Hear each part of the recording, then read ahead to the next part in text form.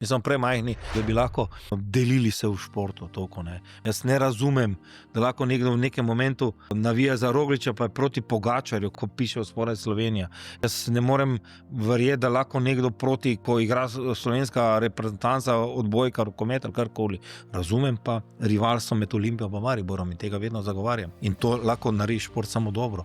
Razen v tistem momentu, ko ne gre v eksces. Tukaj imamo še ogromno prostora, da smo boljši. Čeprav vsa naša majhnost nas dela toliko specifične, toliko drugačne, da seveda vsi potem zinejo, ko odbojkaši igrajo top v Ligi narodov, prihajajo do medalj, rokomet, ko je tu košarka, kar naenkrat, pa se pa lahko igramo, čeprav nismo favoriti, ne.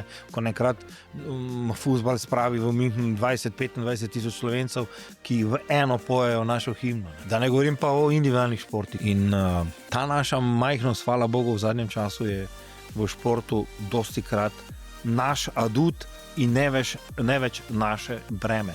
Smo pa v preteklosti dostikrat jokali, blikali meroti, joj, kako smo mi majhni, saj nimamo možnosti. Ja, majhni, imam 20-25 igralcev na razpolago, ja, pa potem pač poskušam narediti najboljše iz teh 25. Nimam jih pa 70-80, kot jih imajo Angleži, Nemci, oziroma da ne govorim še o kom drugem. Ne.